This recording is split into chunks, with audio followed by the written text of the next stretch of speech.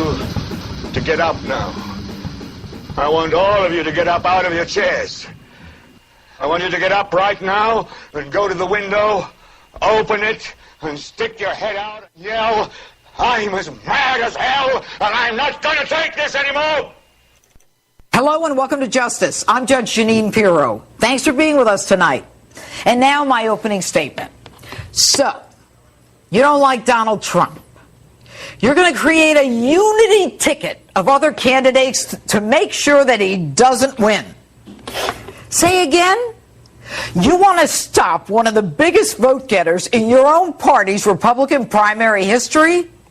Yet Donald Trump must be stopped is the Republican Party's mantra.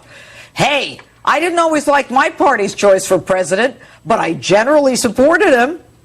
Good that Trump is a white male, otherwise they'd be accused of being racist, and lucky Trump's not gay, otherwise the Republican Party would be accused of being homophobic. So let me see if I understand this.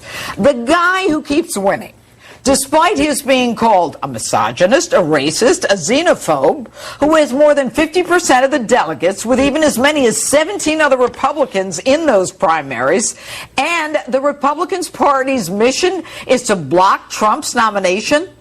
What are you guys smoking? Okay, you like Ted Cruz. Good for you. But he needs to win 80% of the remaining Republican delegates. Keep dreaming, guys. It ain't gonna happen. And John Kasich, he's a nice guy, but absolutely no path to the nomination. So I say to myself, why would Republicans try to sabotage their own frontrunner and risk a Democrat winning the White House?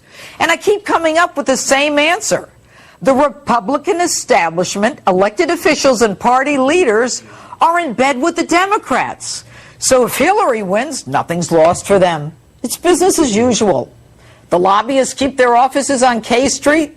The pharmaceutical companies keep paying them. The unions keep adding to their pensions. And the lawmakers get their re-election bribes. Contributions. While we, the underclass, have to work 2 and 3 jobs, rack up a debt our children and grandchildren are going to have to pay for generations. And to scare you into submission, they predict Trump cannot win the general election. If not, pray tell, why does he keep winning the primaries and drawing crowds like we've never seen in American primary history? An election note primer. Trump already has 678 delegates. He needs 1,237 to win. Now, he's won 6 closed and 13 open primaries and caucuses. One where independents and Democrats, or just independents, vote. So why is this important? It tells you that Trump, besides winning the base, is appealing to independents and Democrats as well. Does that not bode well for the general election? Especially against an establishment politician most people consider untrustworthy and dishonest? So now they say he's divisive. Yet, think about this.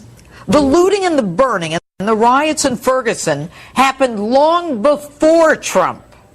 Black Lives Matter, Occupy Wall Street, MoveOn.org, all before Trump.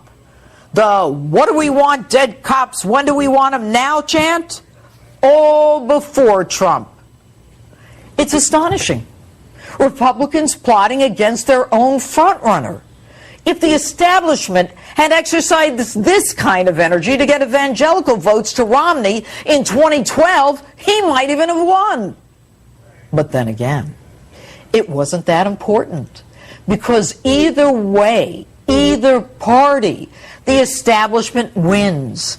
Their jobs, their offices, their lifestyles intact as they continue on their treadmill of D.C. money and power. The party elders are petrified of Trump. The man is beholden to no one. He wins and it's game over for the elite. With Hillary, the game goes on. Heads up, Washington. We're not listening to you anymore because we're fed up. You haven't fixed a damn thing. And we can't take it anymore. The lies, the corruption, the debt, the taxes, the invasion, the freebies, the lack of accountability, sanctuary cities, religions forced to violate their own faith by providing birth control and abortifacts at the altar of Obamacare. And you're saying one thing and doing another constantly. The patronage games and the free ride on our backs are over. You're just not listening. For us, it's not just an election. It's a selection of Supreme Court justices and the direction our country takes for generations. We don't want anything more than what our founding fathers intended. The slippery slope into socialism does not work for us. We want an America where law enforcement, the military, and our allies are not the enemy. Boys, your arrogance is astonishing. And your condescension and scorn for the will of the American people is both mind-boggling and reminiscent of another time in our history. You know, from the beginning, we knew this would be a political revolution. Be careful, boys. Be very, very careful. You don't want to make this a different kind of revolution. Be able to handle all of it, to be able to move through it all, and like I said, it's just been amazing that he's been able to do all this. So, more kudos to you. Keep pushing. Earlier this week, Paul Ryan came out and he hinted that at the contested convention, that you know what? Hey, I might accept the nomination. Yeah, they give it to me. Yeah, Paul Ryan, your time has come and gone, buddy. And then the very next day, John Boehner came out and endorsed Paul Ryan for president. However, Paul Ryan is not running for president. And if the GOP takes the nomination away from Trump or Cruz, either one, and gives it to Paul Ryan, I'm telling you right now, there may not be a Republican Party anymore. And anyone that wants to step in and take over, whether it be an independent, whether it be an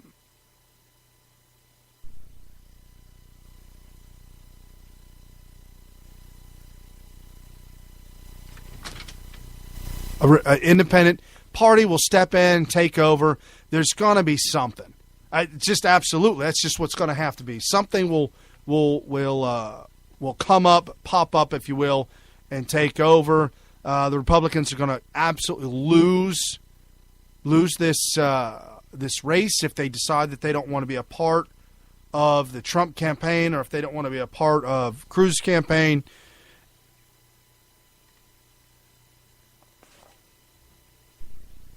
The GOP is going to lose all their voters. They're going to lose what's going on. And not only they're going to lose that, but they're going to lose the people as well. Okay, let's go ahead and try, see if we can get that, see if we can get Carrie to call in on that line. I think we might have something going on here. Let's see if we can get a hold of Mr. Kerry Smith. Let's see, where are you at there, buddy?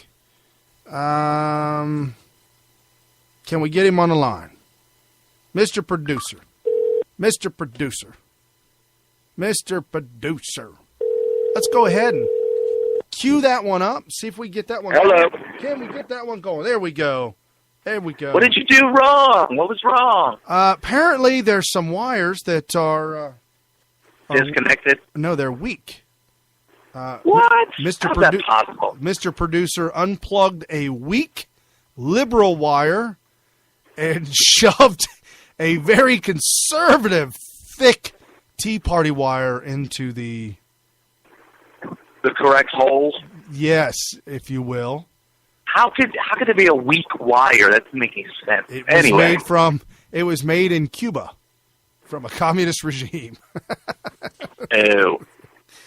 It's a hand-me-down from the former Soviet Union. Right. No, absolutely. Hey, now that I brought that up, I don't know. I guess I came up with that just because of our show prep.